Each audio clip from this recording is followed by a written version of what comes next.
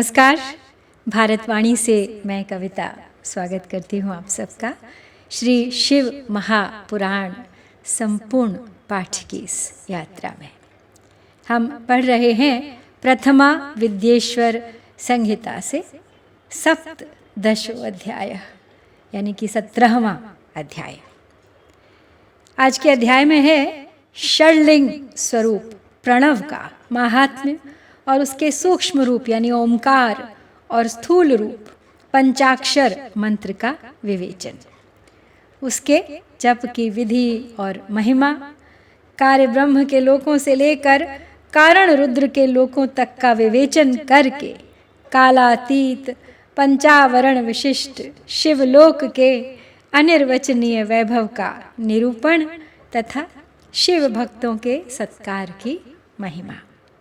तो सदा की तरह प्रश्न करते हुए ऋषिगण सूत जी से पूछते हैं।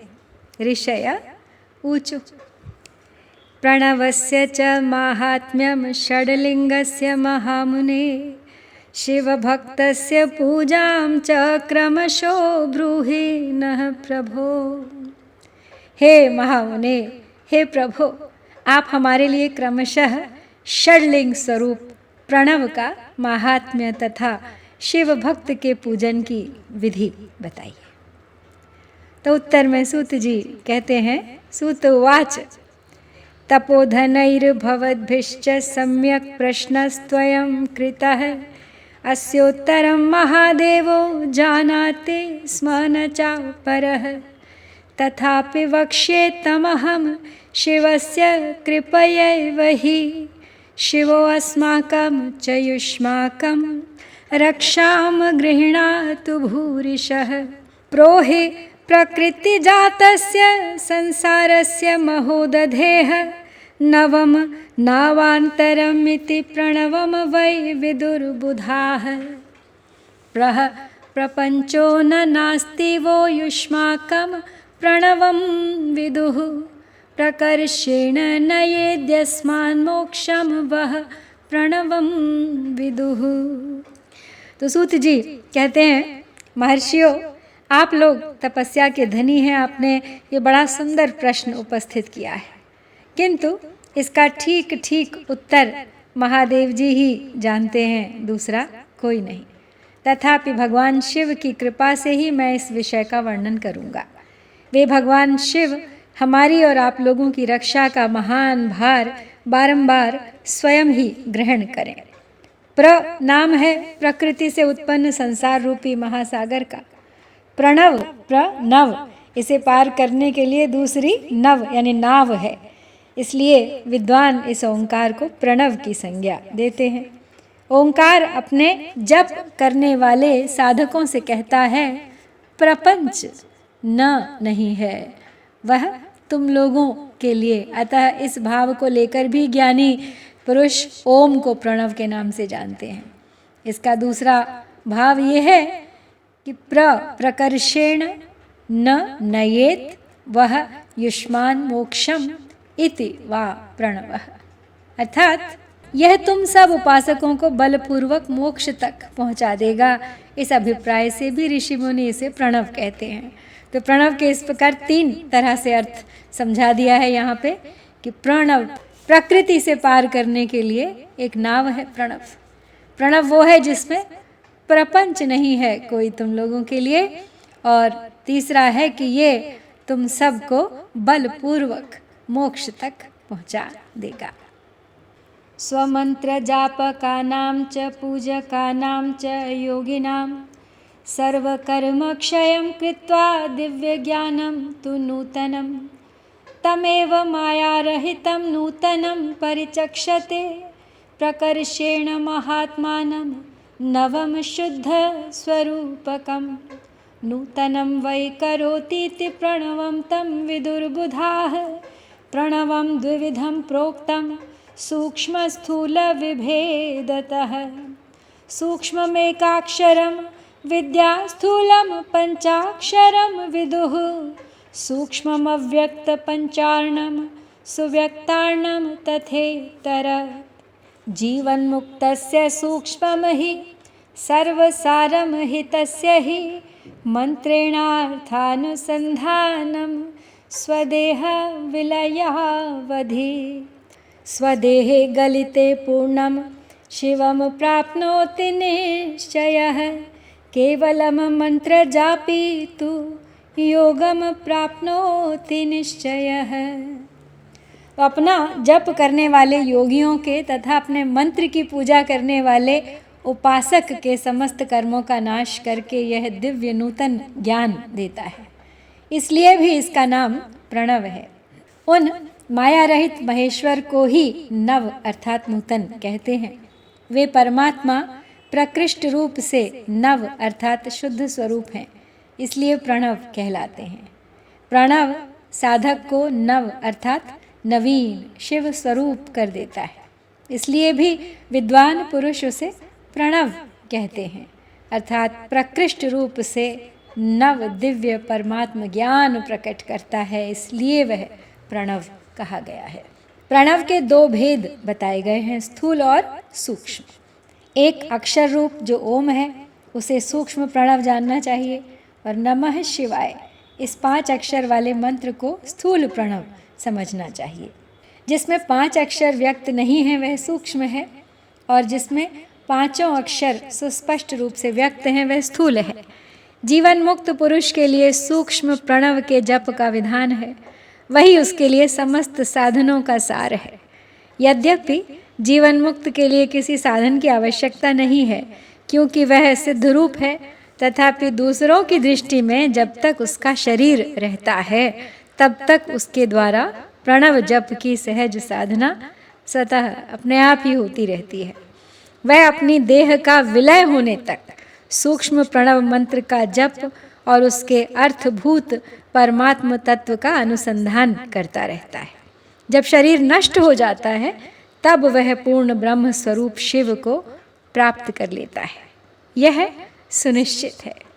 और जो केवल मंत्र का जप करता है उसे तो निश्चय ही योग की प्राप्ति होती है। 37 कोटि जापी तु निश्चयम योगमाप्नुयात् सूक्ष्मं च द्विविधं ज्ञेयं ह्रस्व दीर्घ विभेदतः अकारश्च उकारश्च मकारश्च ततः परं बिन्दुनादयुतं तद्धि शब्दकालकलान्वितं दीर्घ प्रणवमेवं हि योगिनामेव हृद्गतं मकारं तन्त्रितत्वं हि ह्रस्व प्रणव उच्यते। शिवः शक्तिस्तयोरैक्यं मकारं तु त्रिकात्मकं ह्रस्वमेवं हि जाप्यं स्यात् सर्वपापक्षयैषिणाम् भुवायुकनकर्णोद्यौ शब्दाद्याश्च तथा 10 आशान्वये 10 पुनः प्रवृत्ता इति कथ्यते। ह्रस्वमेव प्रवृत्तानां निवृत्तानां तु दीर्घकं व्याहृत्यादौ च मन्त्रादौ कामं शब्दकलायुतं वेदादौ प्रयोज्यं स्याद्वन्दने सन्ध्ययोरपि 9 कोटि जपान् जप्त्वा संशुद्धः पुरुषो भवेत्। आगे बताते हैं कि जिसने 36 करोड़ मंत्र का जप कर लिया हो उसे तो अवश्य ही योग प्राप्त हो जाता है। सूक्ष्म प्रणव के भी ह्रस्व और दीर्घ के भेद से 2 रूप जानने चाहिए। आकार, उकार, मकार, बिंदु, नाद, शब्द, काल और कला, इनसे युक्त जो प्रणव है उसे दीर्घ प्रणव कहते हैं।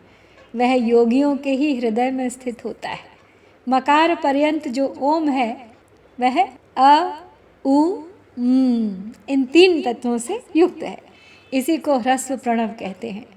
अ शिव है, उ शक्ति है और मकार इन दोनों की एकता है। वह त्रितत्व रूप है, ऐसा समझकर ह्रस्व प्रणव का जप करना चाहिए। जो अपने समस्त पापों का क्षय करना चाहते हैं उनके लिए इस ह्रस्व प्रणव का जप अत्यंत आवश्यक है। पृथ्वी, जल, तेज, वायु और आकाश, ये 5 भूत तथा शब्द, स्पर्श आदि इनके 5 विषय, ये सब मिलकर 10 वस्तुएं मनुष्यों की कामना के विषय हैं। इनकी आशा मन में लेकर जो कर्मों के अनुष्ठान में संलग्न होते हैं वे 10 प्रकार के पुरुष प्रवृत्त अथवा प्रवृत्ति मार्गी कहलाते हैं, तथा जो निष्काम भाव से शास्त्र विहित कर्मों का अनुष्ठान करते हैं वे निवृत्त अथवा निवृत्ति मार्गी कहे जाते हैं। प्रवृत्त पुरुषों को ह्रस्व प्रणव का ही जप करना चाहिए और निवृत्त पुरुषों को दीर्घ प्रणव का। व्याहृतियों तथा अन्य मंत्रों के आदि में इच्छानुसार शब्द और कला से युक्त प्रणव का उच्चारण करना चाहिए। वेद के आदि में और दोनों संध्याओं की उपासना के समय भी ओंकार का उच्चारण करना चाहिए। प्रणव का 9 करोड़ जप करने से मनुष्य शुद्ध हो जाता है।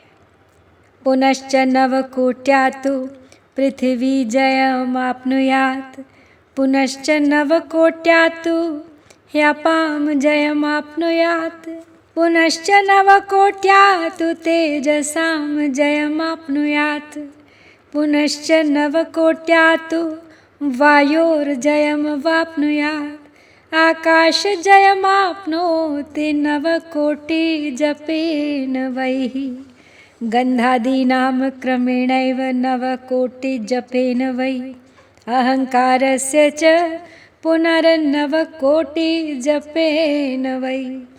सहस्रमन्त्रजप्तेन नित्यशुद्धो भवेत् पुमान्, ततः परं स्वसिद्धयर्थं जपो भवति द्विजाः।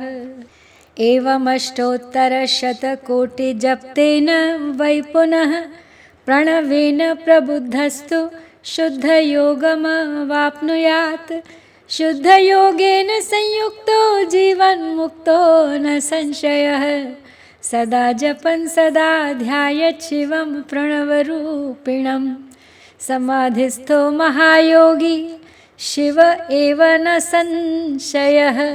ऋषिछन्दो देवतादिन्यस्य देहे पुनर्जपेत्, प्रणवं मातृकायुक्तं देहेन्यस्य ऋषिर्भवेत्। 10 मातृषडध्वादि सर्वं न्यासफलं लभेत्। तो कहते हैं कि प्रणव का 9 करोड़ जप करने से मनुष्य शुद्ध हो जाता है एक बार, और पुनः 9 करोड़ का जप करने से वह पृथ्वी तत्व पर विजय पा लेता है। तत्पश्चात पुनः 9 करोड़ का जप करके वह जल तत्व को जीत लेता है, और फिर 9 करोड़ जप से वो अग्नि तत्व पर विजय पा लेता है। तदनंतर फिर 9 करोड़ का जप करके वह वायु तत्व पर विजयी होता है, और फिर 9 करोड़ के जप से आकाश को अपने अधिकार में कर लेता है। इसी प्रकार 9 करोड़ का जप करके वह क्रमशः गंध, रस, रूप, स्पर्श और शब्द पर विजय प्राप्त कर लेता है। इसके बाद फिर 9 करोड़ का जप करके अहंकार को भी जीत लेता है।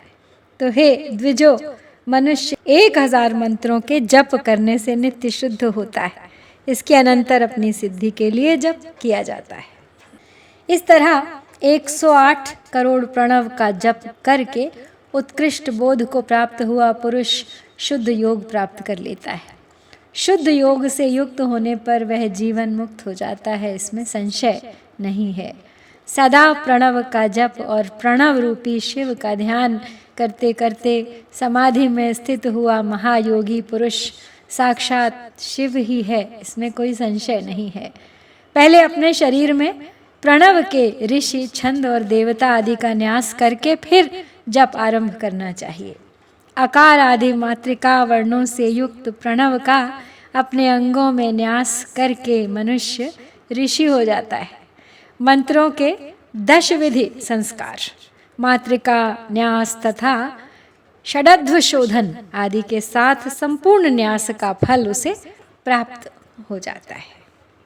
तो यहाँ पे 10 विधि संस्कार की जो बात की गई है वो इस प्रकार हैं। मंत्रों के 10 संस्कार: जनन, दीपन, बोधन, ताड़न, अभिषेचन, विमलीकरण, जीवन, तर्पण, गोपन और आप्यायन।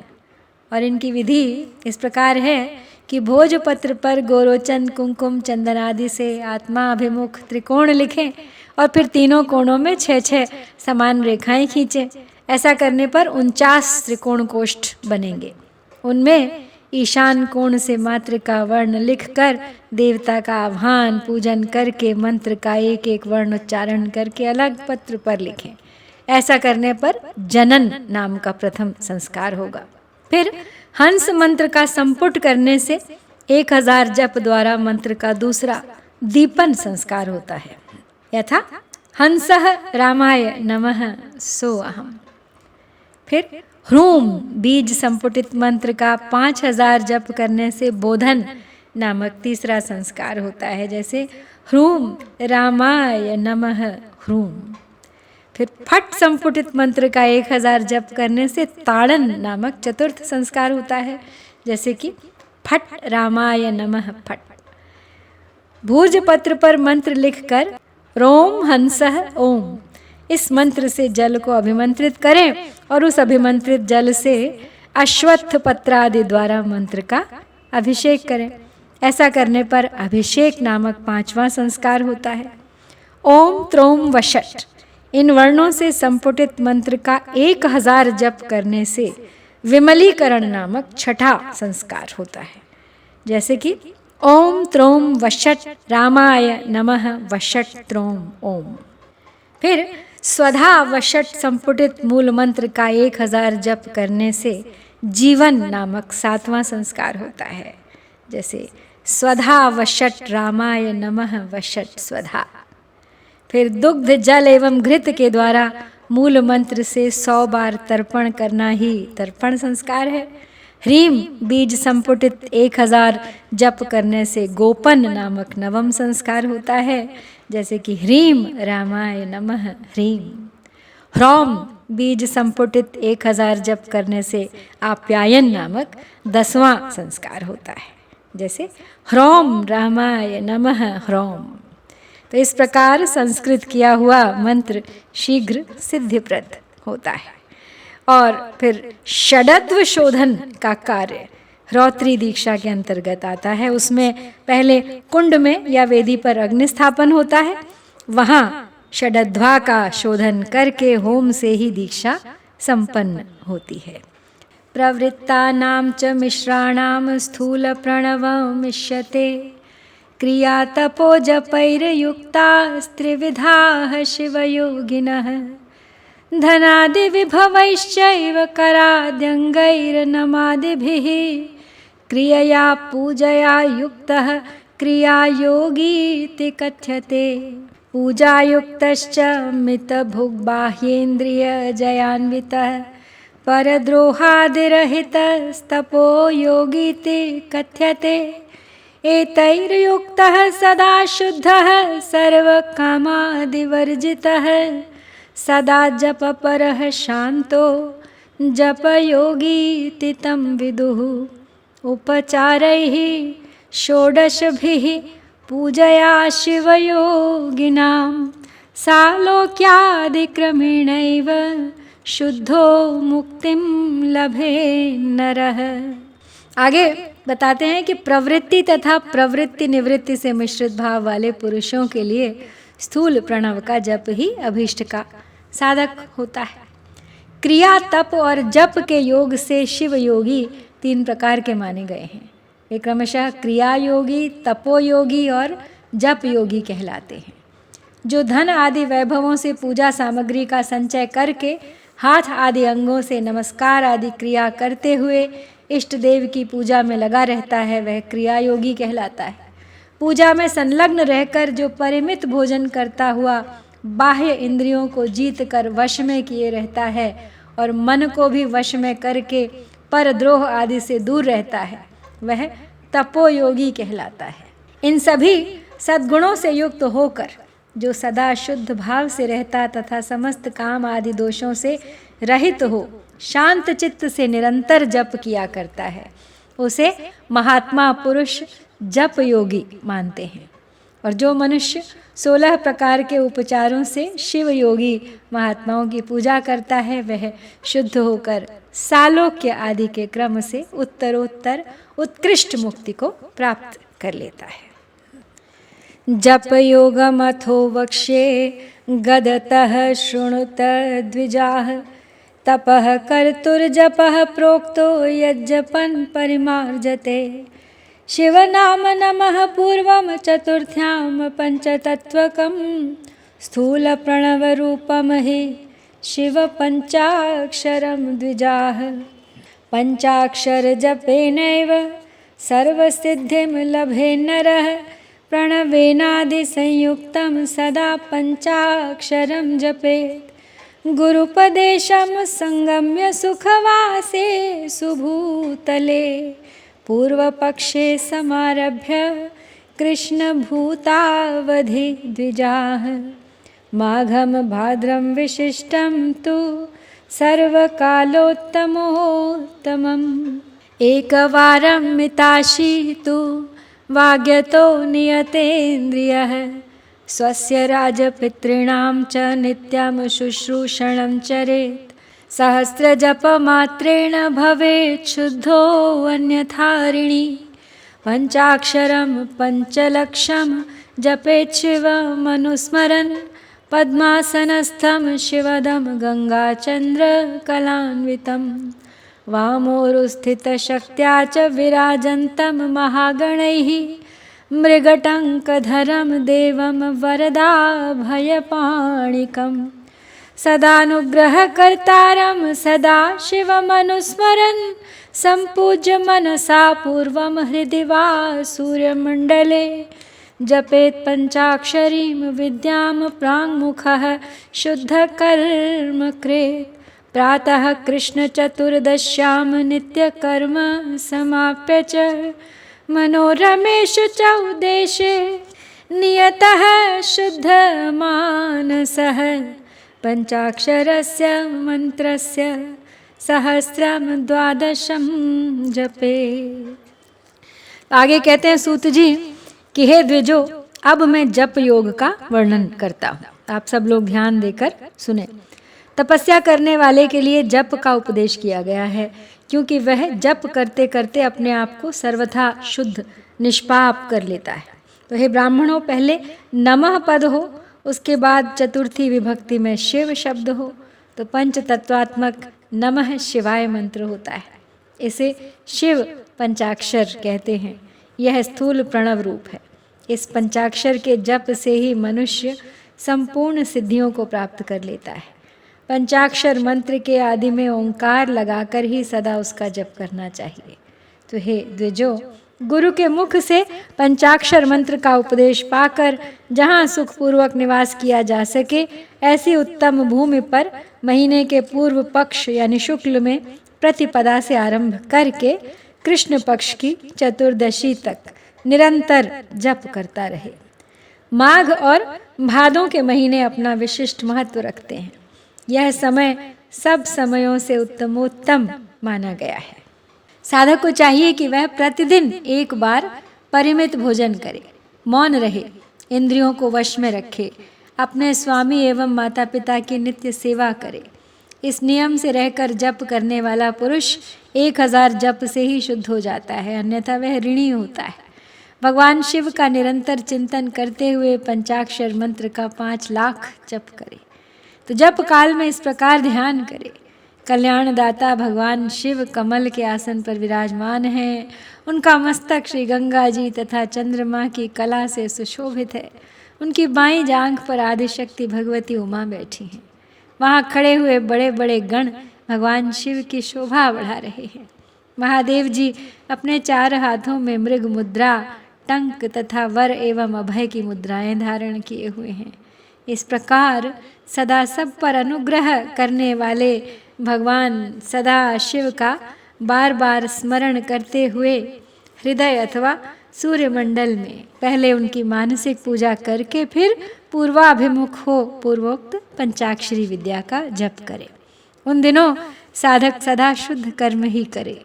जप की समाप्ति के दिन कृष्ण पक्ष की चतुर्दशी को प्रातः काल नित्य कर्म संपन्न करके शुद्ध एवं सुंदर स्थान में शौच संतोष आदि नियमों से नियुक्त होकर शुद्ध हृदय से पंचाक्षर मंत्र का 12,000 जाप करे। वरये च सपत्नीकान् शैवान् वै ब्राह्मणोत्तमान् एकं गुरुवरं शिष्टं वरयेत् साम्बमूर्तिकम् ईशानं चाथ पुरुषं घोरं वाममेव च सद्यो जातं च पञ्चैव शिवभक्तान् द्विजोत्तमान् पूजाद्रव्याणि सम्पाद्य शिवपूजां समारभेत् शिवपूजां च विधिवत् कृत्वा होमं समारभेत् मुखान्तं च स्वसूत्रेण कृत्वा होमं समाचरेत् दशैकं वा शतैकं वा सहस्रैकं अथापि वा कापिलेन घृतेनैव जुहुयात् स्वयमेव हि कारयेत् शिवभक्तैर्वाप्यष्टोत्तरशतं बुधः होमान्ते दक्षिणा देया गुरोर्गोमिथुनं तथा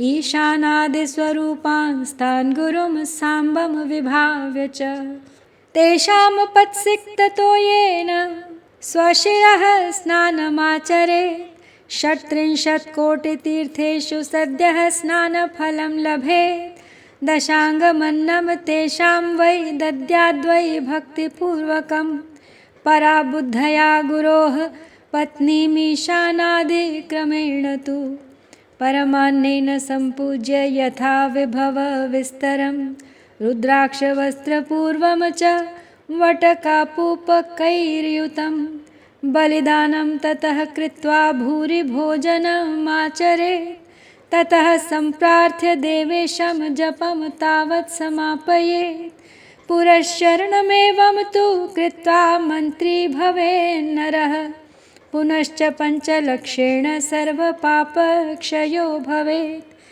अतलादिसमारभ्य सत्यलोकावधिक्रमात् पञ्चलक्षजपात् तत्तल्लोकैश्वर्यमवाप्नुयात्। आगे कहते हैं सूत जी कि तत्पश्चात सपत्नीक 5 ब्राह्मणों का जो श्रेष्ठ एवं शिवभक्त हो वर्ण करे, इनके अतिरिक्त एक श्रेष्ठ आचार्य का भी वर्ण करे और उसे सांब सदाशिव का स्वरूप समझे। ईशान, तत्पुरुष, अघोर, वामदेव तथा सद्योजात, इन 5 के प्रतीक स्वरूप श्रेष्ठ और शिवभक्त ब्राह्मणों का वर्ण करने के पश्चात पूजन सामग्री को एकत्र करके भगवान शिव का पूजन आरंभ करे। विधि पूर्वक शिव की पूजा संपन्न करके होम आरंभ करे।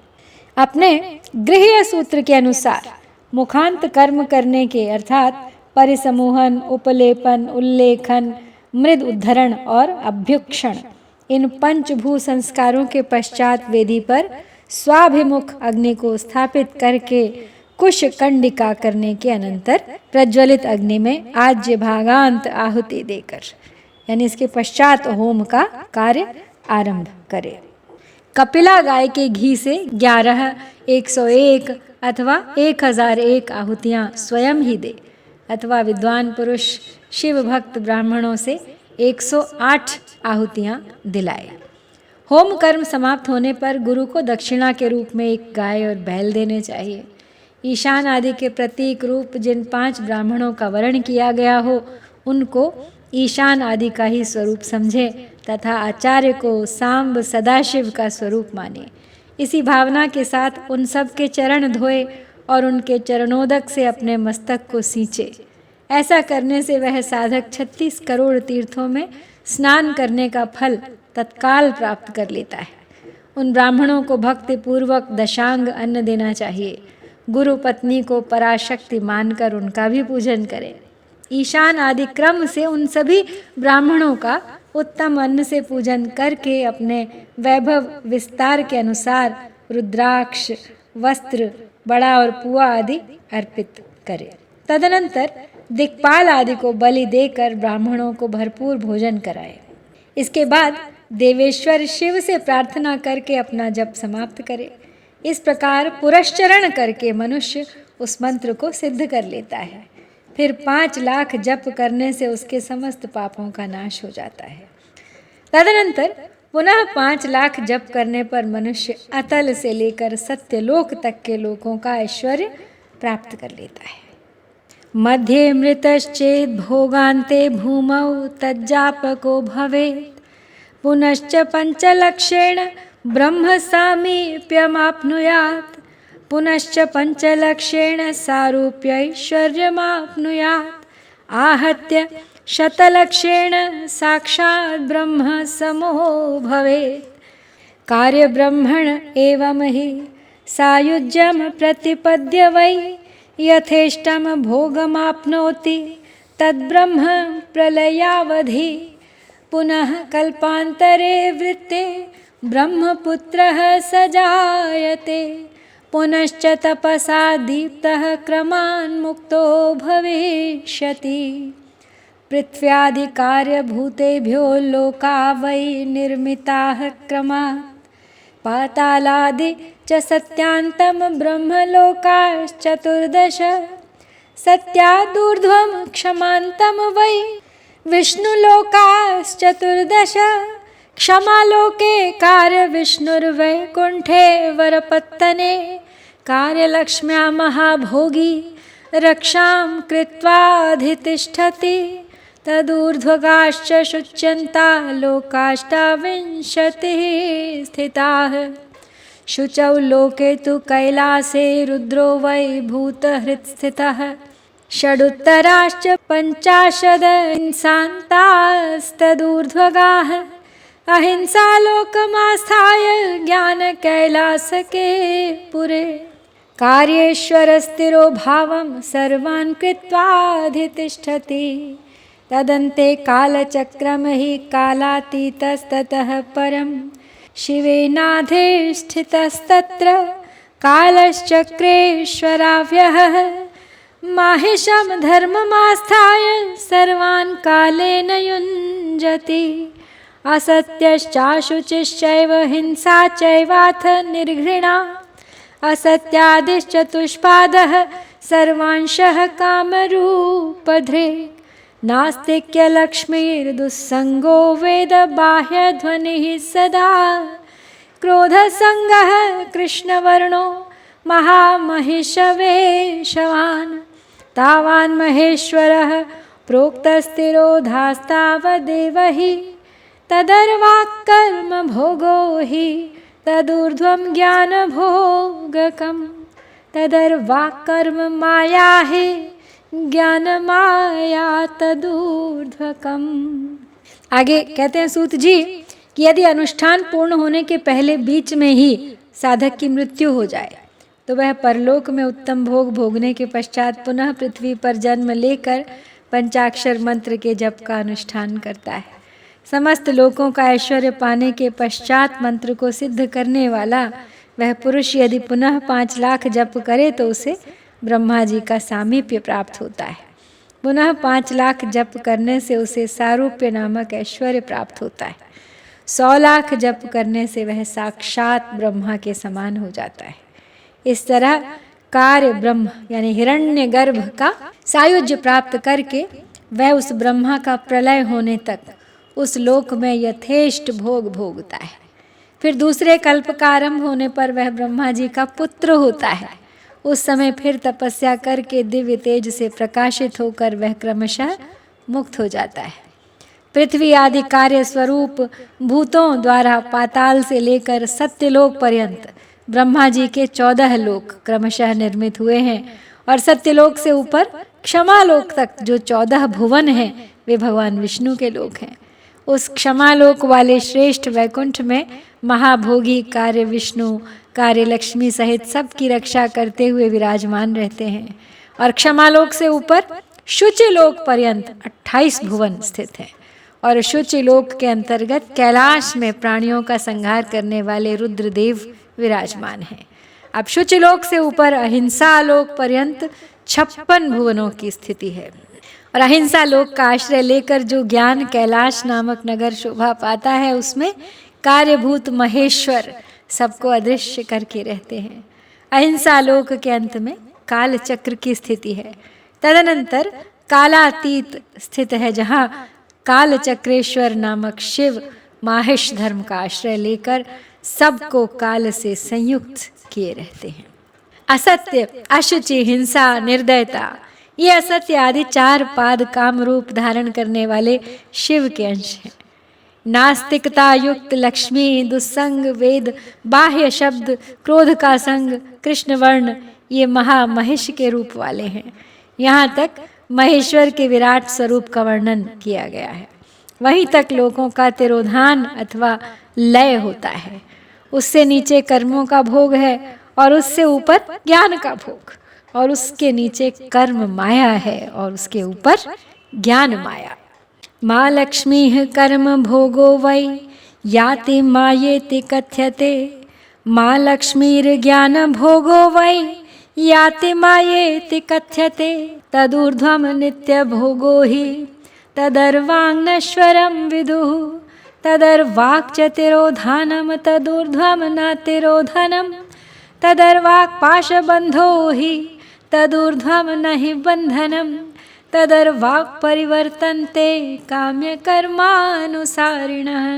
निष्कामकर्म भोगस्तु तदूर्ध्वं परिकीर्तितः। तदर्वाक् परिवर्तन्ते बिन्दुपूजा परायणाः। तदूर्ध्वं हि व्रजन्त्येव निष्कामालिङ्गपूजकाः। तदर्वाक् परिवर्तन्ते शिवान्यसुरपूजकाः।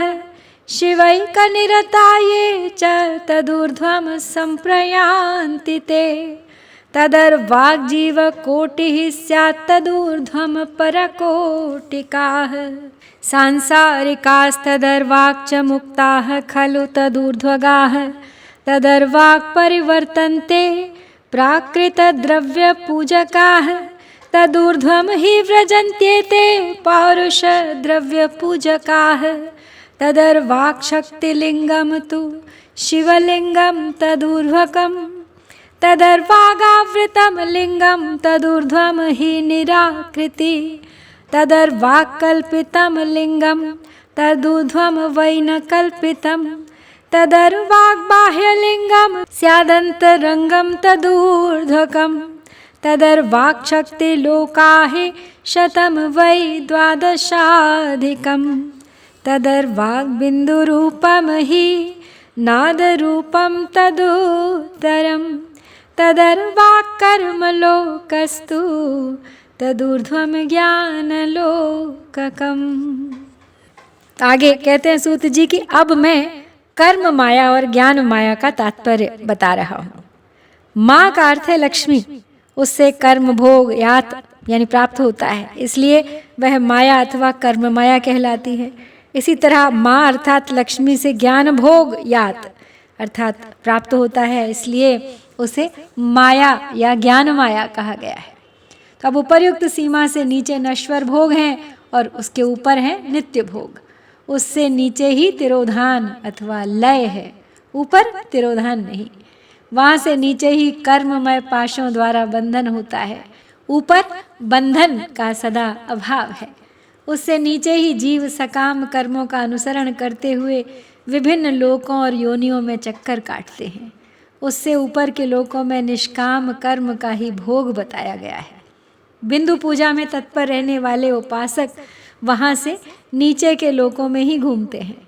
उसके ऊपर तो निष्काम भाव से शिवलिंग की पूजा करने वाले उपासक ही जाते हैं। उसके नीचे शिव के अतिरिक्त अन्य देवताओं की पूजा करने वाले घूमते रहते हैं, जो एकमात्र शिव की ही उपासना में तत्पर हैं। वे उससे ऊपर के लोकों में जाते हैं और वहाँ से नीचे जीव कोटि है और ऊपर ईश्वर कोटि। नीचे संसारी जीव रहते हैं और ऊपर मुक्त लोग। प्राकृत द्रव्यों से पूजा करने वाले उसके नीचे रहते हैं और पौरुष द्रव्यों से पूजा करने वाले उससे ऊपर जाते हैं। उसके नीचे शक्तिलिंग है और उसके ऊपर शिवलिंग, और उसके नीचे सगुण लिंग है और उसके ऊपर निर्गुण लिंग। उसके नीचे कल्पित लिंग है और उसके ऊपर कल्पित नहीं है। उसके नीचे आधे भौतिक लिंग और उसके ऊपर आध्यात्मिक लिंग है। उसके नीचे 112 शक्तिलोक हैं। उसके नीचे बिंदु रूप और उसके ऊपर नाद रूप है। उसके नीचे कर्मलोक है और उसके ऊपर ज्ञानलोक। नमस्कारस्तदूर्ध्वं हि मदाहंकार नाशनः। जन्म तस्मात् तिरोधानं प्रत्यायाति ननायतः।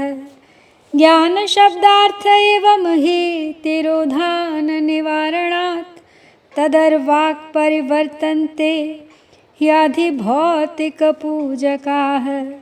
आध्यात्मिकार्चका एव तदूर्ध्वं सम्प्रयान्ति वै।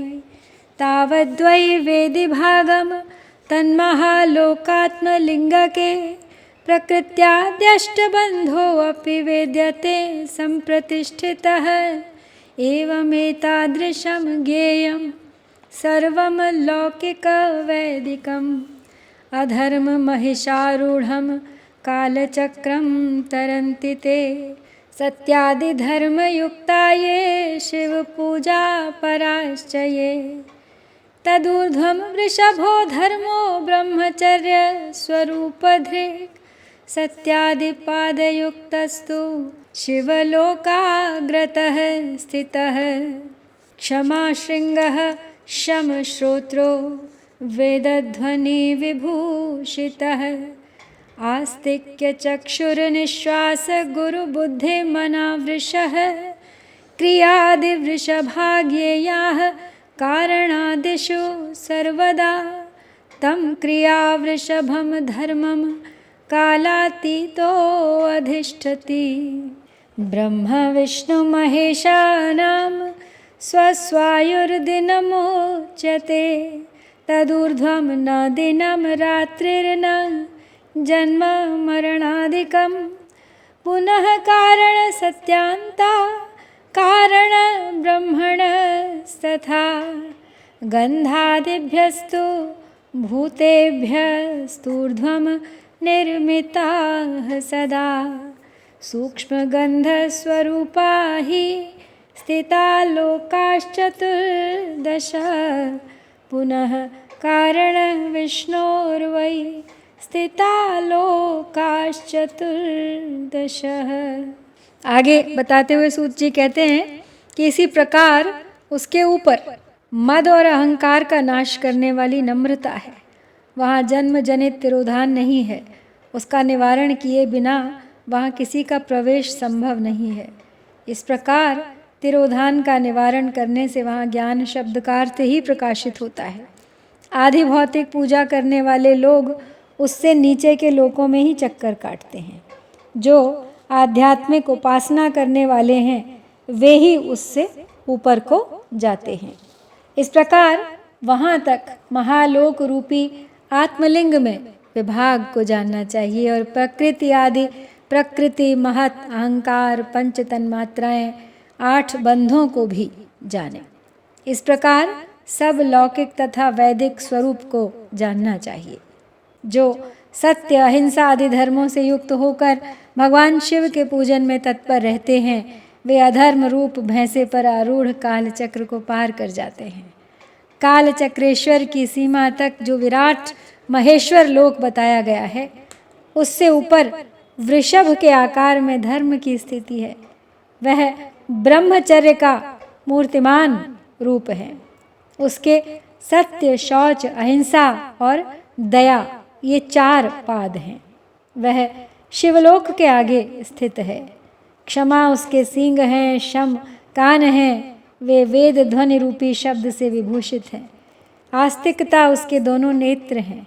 निश्वास ही उसकी श्रेष्ठ बुद्धि एवं मन है। क्रिया आदि धर्म रूपी जो वृषभ हैं वे कारण आदि में सर्वदा स्थित हैं, ऐसा जानना चाहिए। उस क्रिया रूप वृषभाकार धर्म पर कालातीत शिव आरूढ़ होते हैं।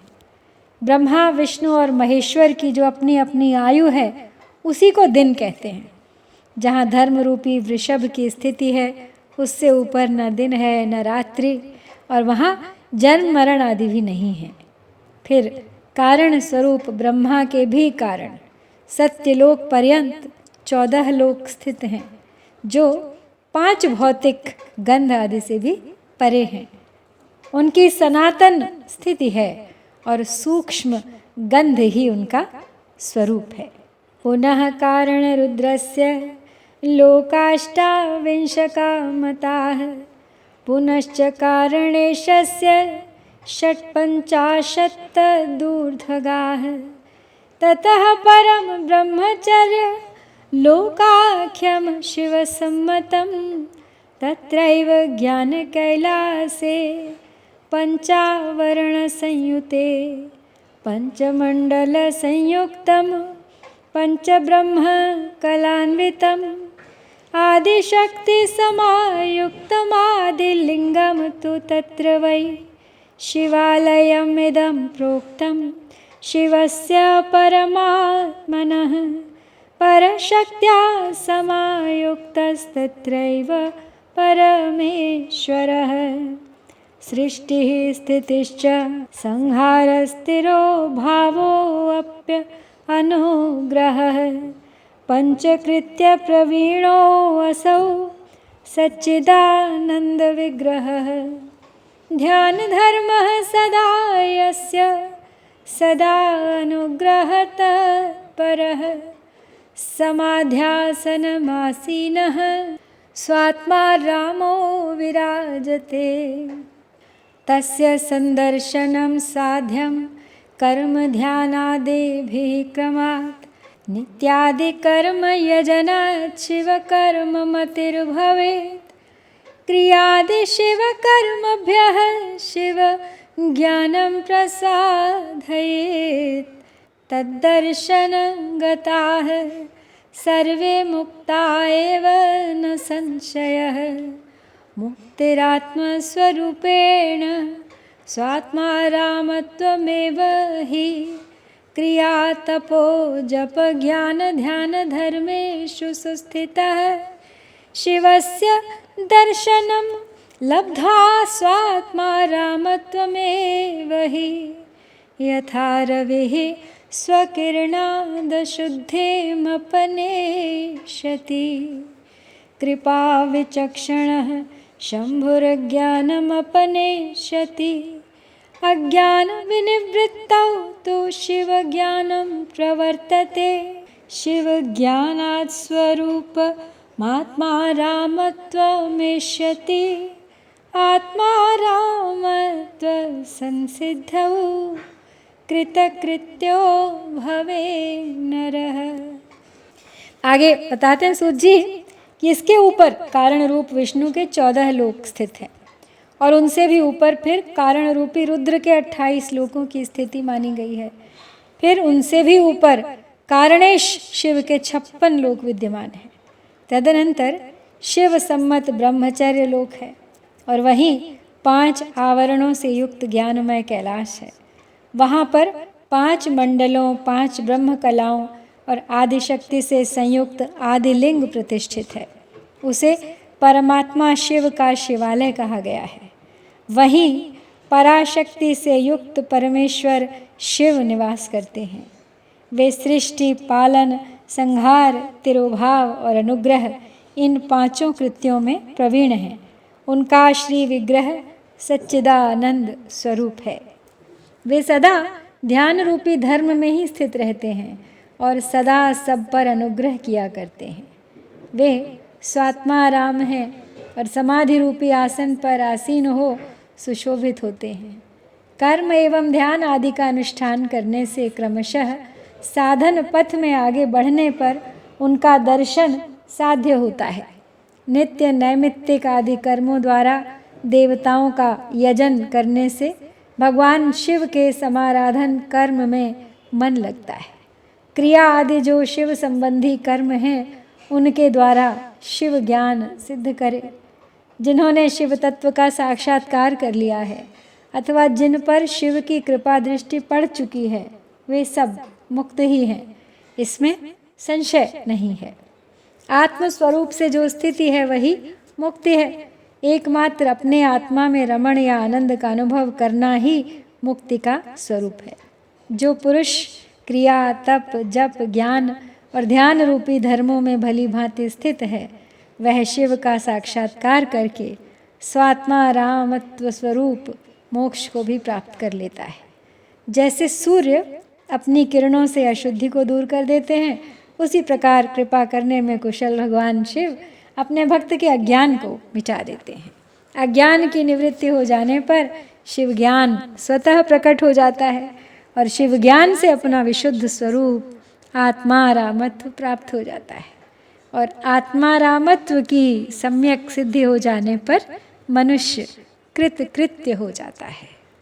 पुनश्च शतलक्षेण ब्रह्मणः पदमाप्नुयात्, पुनश्च शतलक्षेण विष्णोः पदमवाप्नुयात्, पुनश्च शतलक्षेण रुद्रस्य पदमाप्नुयात्, पुनश्च शतलक्षेण ऐश्वर्यं पदमाप्नुयात्, पुनश्चैवं विधेनैव जपेन सुसमाहितः शिवलोकादिभूतं हि कालचक्रमवाप्नुयात्।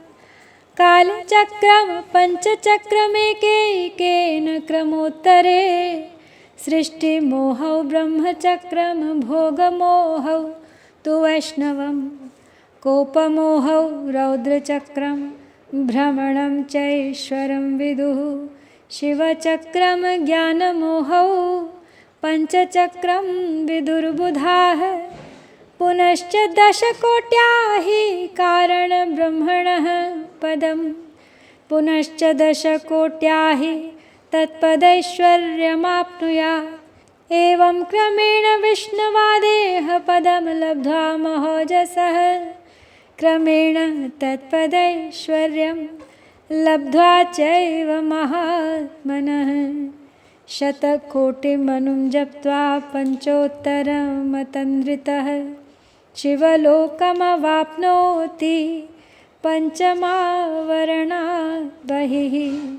राजसं मण्डपं तत्र नन्दिसंस्थानमुत्तमं, तपोरूपश्च वृषभस्तत्रैव परिदृश्यते, सद्यो जातस्य तत्स्थानं पञ्चमावरणं परं, वामदेवस्य च स्थानं चतुर्थावरणं पुनः, अघोरनिलयं पश्चात् तृतीयावरणं परं, पुरुषस्यैव साम्बस्य द्वितीयावरणं शुभम्, ईशानस्य परस्यैव प्रथमावरणं, ततः ध्यानधर्मस्य च स्थानं पञ्चमं मण्डपं, ततः बलिनाथस्य संस्थानं तत्र पूर्णामृतप्रदं,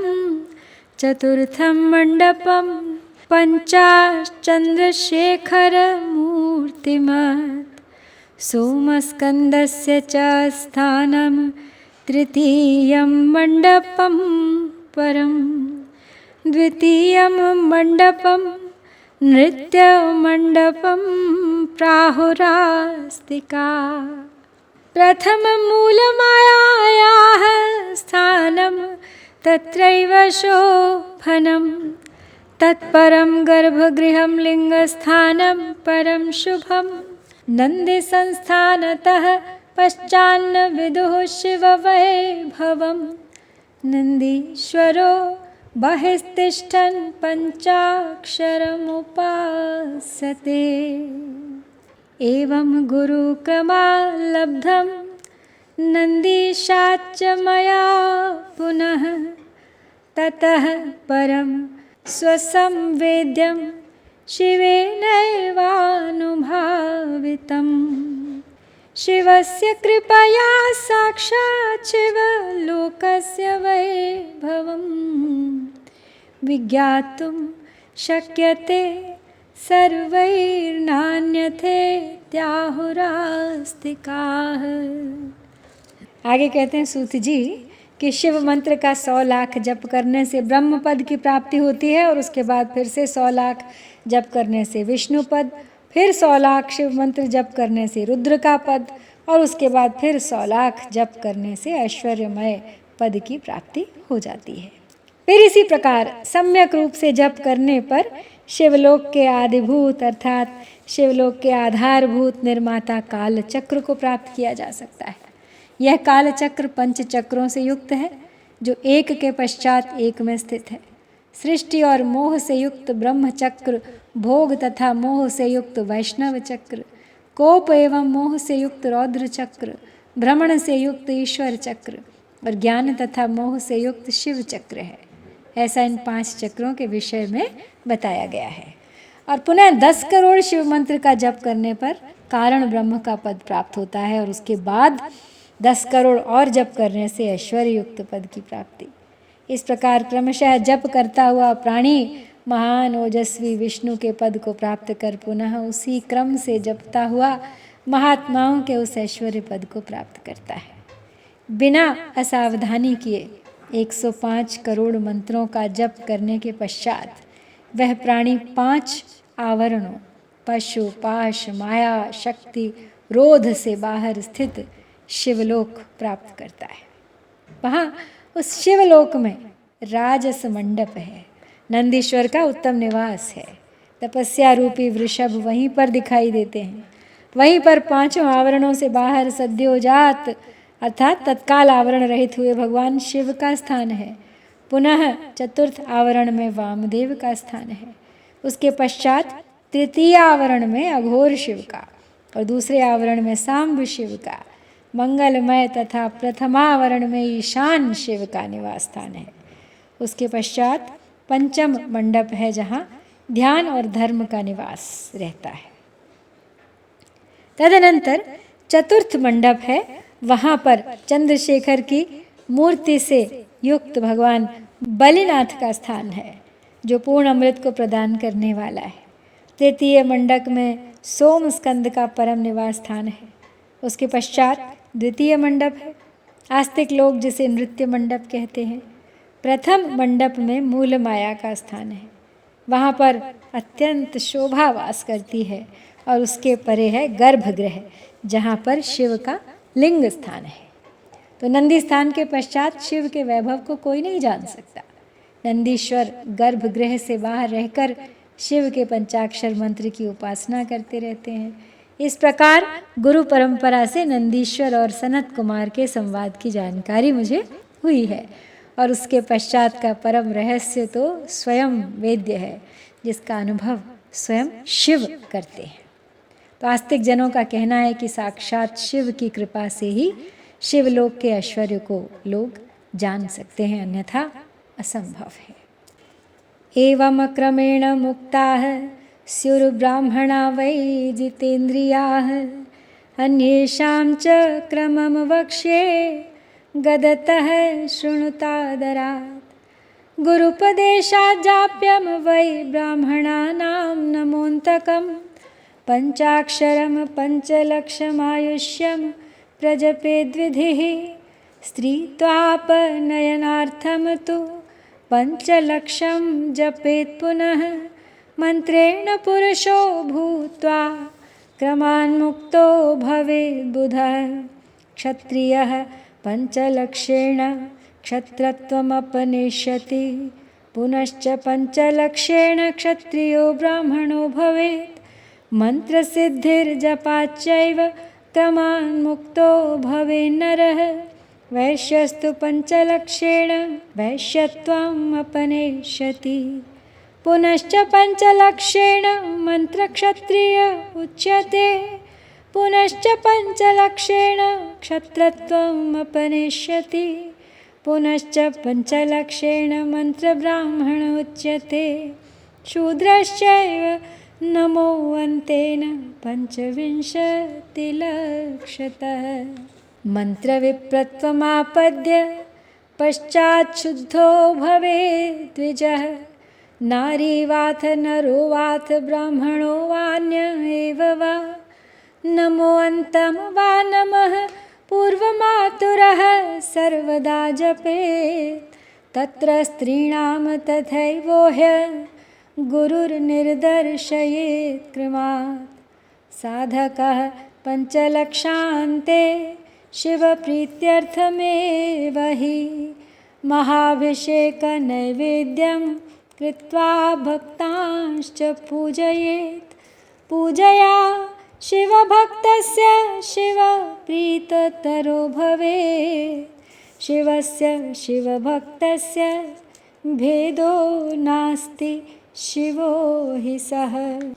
शिवस्वरूपमन्त्रस्य धारणात् शिव एव हि शिवभक्तशरीरे हि शिवे तत्परमो भवेत्।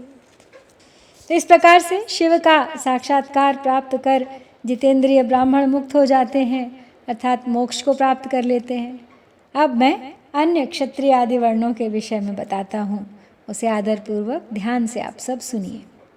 यदि ब्राह्मण को आयु प्राप्त करने की इच्छा है तो उसे गुरु के द्वारा बताए गए उपदेश के अनुसार इस शिव के पंचाक्षर मंत्र का विधि पूर्वक 5 लाख जप करना चाहिए। यदि स्त्री स्त्रीत्व अर्थात स्त्री होने से मुक्त होना चाहती है तो वह भी 5 लाख पंचाक्षर मंत्रों का जप करे। उन मंत्रों के प्रभाव से पुरुष का जन्म लेकर वह क्रमशः मुक्त हो जाती है।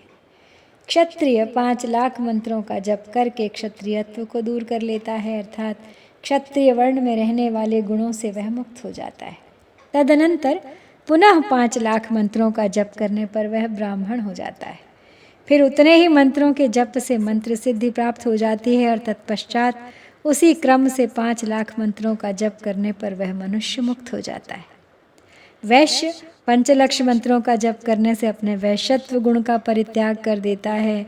पुनः 5 लक्ष मंत्र का जाप करने से वो मंत्र क्षत्रिय कहलाने का अधिकारी हो जाता है और उसके बाद फिर 5 लाख मंत्रों का जप करने से वो क्षत्रियत्व भी दूर हो जाता है।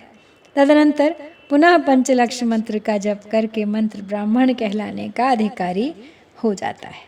इसी प्रकार शूद्र भी मंत्र के अंत में नमः शब्द लगाकर यदि 25 लाख मंत्रों का जप करता है तो वह शूद्र मंत्र विप्रत्व को प्राप्त द्विज ब्राह्मण हो जाता है।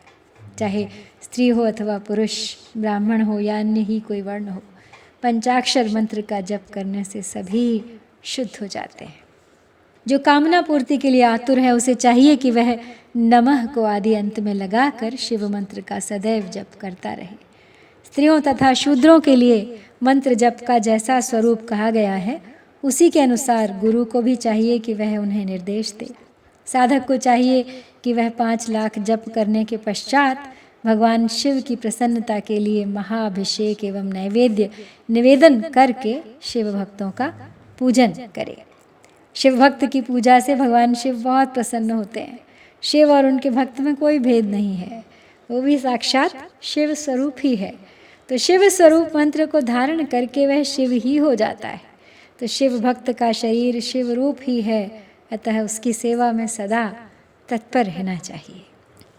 शिव भक्ता क्रियाः सर्वा वेद सर्व क्रियां विदुः यावद्यावत् शिवं मंत्रं येन जप्तं भवेत् क्रमात् तावद्वै शिव सान्निध्यं तस्मिन् देहे न संशयः देवी लिंगं भवेद् रूपं शिवभक्त स्त्रियास्तथा यावन्मन्त्रं जपेत् देव्यास्तावत् सान्निध्यमस्ति शिवं सम्पूजयेत् धीमान्यः स्वयं वै शब्दरूपभाक् स्वयं चैव शिवो भूत्वा परां शक्तिं प्रपूजयेत् शक्तिं वीरं च लिंगं च ह्यालेख्या मायया यजेत् शिवलिंगं शिवं मत्वा स्वात्मानं शक्तिरूपकं शक्तिलिंगं च देवीं च मत्वा स्वं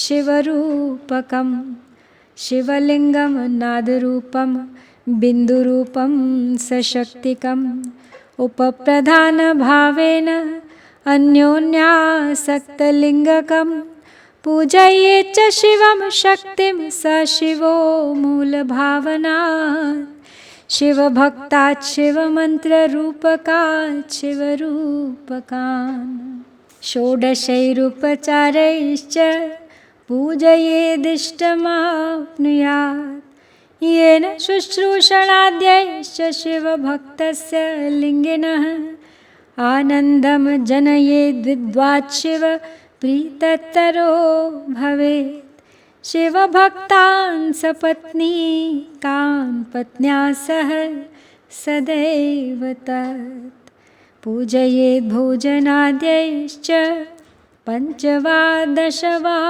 100 धने देहे च मंत्रे च भावनायाम वंचकः।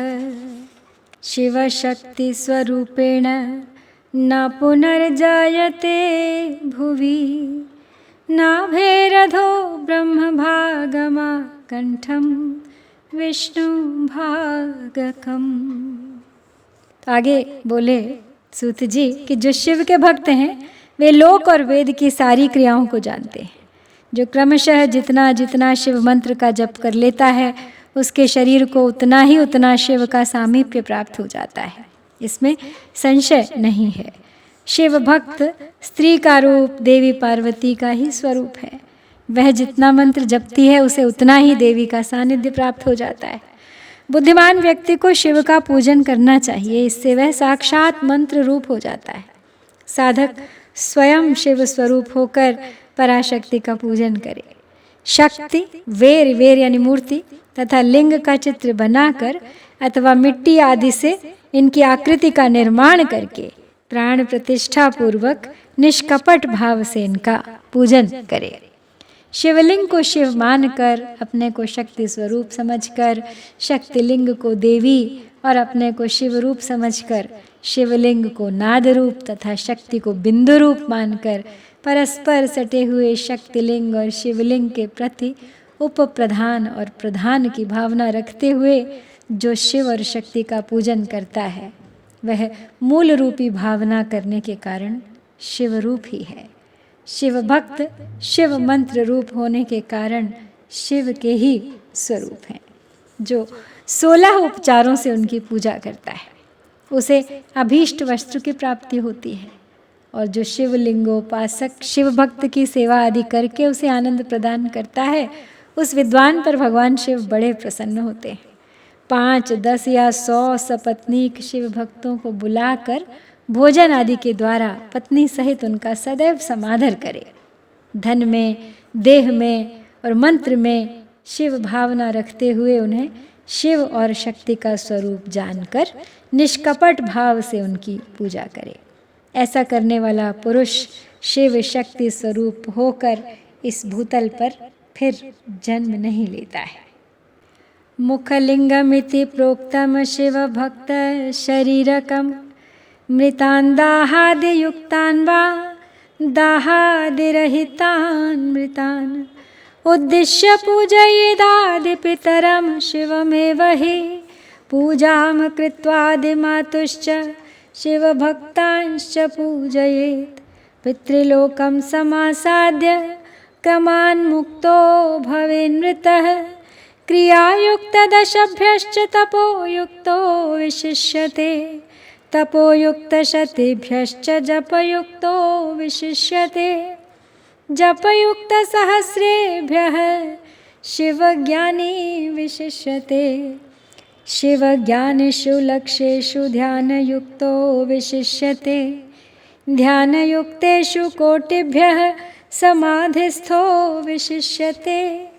उत्तरोत्तरवैशिष्ट्यात् पूजायाम् उत्तरोत्तरं फलं वैशिष्ट्यरूपं च दुर्विज्ञेयमनीषिभिः तस्माद्वै शिवभक्तस्य माहात्म्यं वेत्ति को नरः शिवशक्त्योः पूजनं च शिवभक्तस्य पूजनं कुरुते यो नरो भक्त्या स शिवः शिवं मेधते य इमं पठते अध्यायमर्थवद्वेद सम्मतं शिवज्ञानी भवेत् विप्रः शिवेन सह मोदते श्रावयेत् शिवभक्तांश्च विशेषज्ञो मुनीश्वराः शिवप्रसादसिद्धिः स्यात् शिवस्य कृपया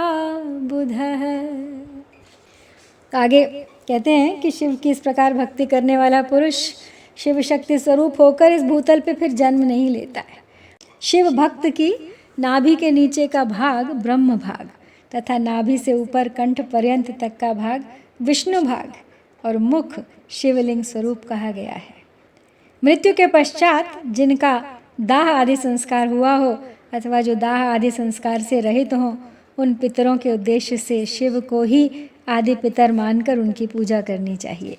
पुनः आदि माता शिव की शक्ति की पूजा कर शिव भक्तों का पूजन करना चाहिए। ऐसा करने वाला पुरुष मरने के पश्चात क्रमशः पितृलोक को प्राप्त करता है। तदनंतर उसे मुक्ति प्राप्त हो जाती है। 10 क्रियावान पुरुषों से युक्त योगियों की अपेक्षा एक तपोयुक्त प्राणी श्रेष्ठ है। 100 तपोयुक्तों यानी तपस्वियों की अपेक्षा एक जपयुक्त जापक विशिष्ट है। 1000 जपयुक्त जापकों की अपेक्षा एक शिव ज्ञानी का विशेष महत्व है। और 1,00,000 शिव ज्ञानियों से शिव का ध्यान करने वाला एक ध्यानी श्रेष्ठ है।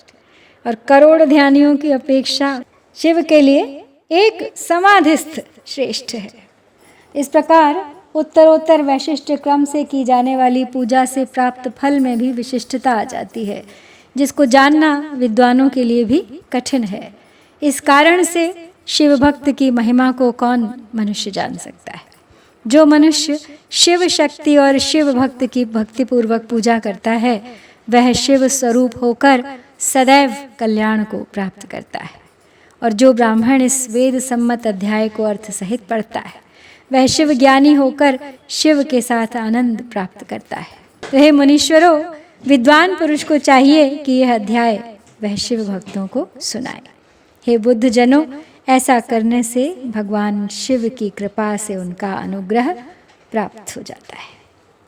इस प्रकार श्री शिव महापुराण के अंतर्गत प्रथम विद्येश्वर संहिता में प्रणव युक्त पंचाक्षर मंत्र का महात्म्य वर्णन नामक 17वां अध्याय यहाँ पर पूर्ण होता है।